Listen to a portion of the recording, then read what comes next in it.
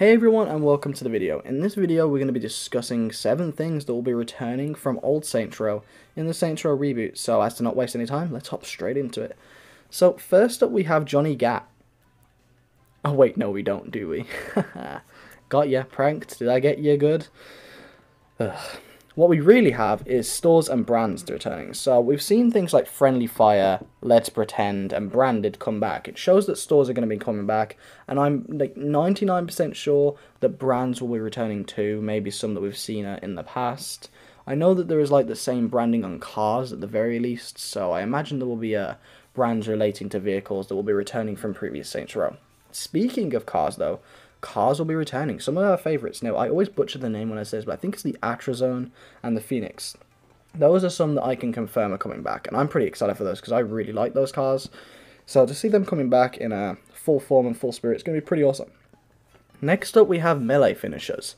Now, if you remember from Saints Row 3 and 4, when you were in combat, you could kind of execute these sort of finisher moves that would essentially do a badass little cutscene as you were finishing off your enemy. I quite like them, and they will be returning in the form of executions. Now, these look pretty awesome. I think leading up to the Christmas style trailer thing we had, where we had like 7 days of trailers, one of the actual videos in there was purely about this, and I think that that's pretty cool. If I can find it, I'll put it on screen, but I don't think I have it saved, sadly, so if not, use your imagination. So, something from Saints Row 4 here that I think we're all a fan of is the weapon upgrades. So it appears that weapon upgrades will be returning, as well as the weapon customization / cosmetics. Now, we've seen in the customization showcase, which I stand by being one of the best marketing tools for this game, the customization to weapons seems to be very extensive, and I really think that having weapon upgrades and customization coming back from Saints Row 4 but expanded upon is going to be pretty awesome. I also think that there is certain weapon abilities that you'll be able to enable and disable, which will be pretty cool, but I'm not 100% certain on that. So, next up we have walk styles in the form of emotes. Now, I know that this is a semi-controversial one, as it's not exactly what people wanted spot on, but I mean, hey, they've met us halfway, and I'm not going to complain about it. It appears that we'll be having walk styles return in the form of doing certain emotes, and whilst it's not exactly, as I said, perfect, I think that with us being able to switch on the fly things about our character, I think it's best for them to do it like this, because, I mean, if we can just keep changing our emotes, we can kind of change our walk style to fit any sort of mode or vibe we want for the game, so, you know, it's not the worst thing in the world, and I think that the fact it's returning in any sort of way is good enough for me. So, we also have the return of a semi-serious story. Saints Row 4 and Gat Out of Hell really just took it to infinity and beyond, and it was very ridiculous, a story.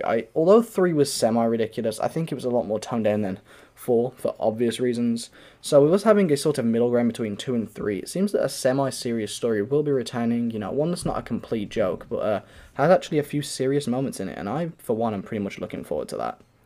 So, finally, we have the respect system. Now, the respect system is going to be returning, and I think it's in a very similar but also slightly different way.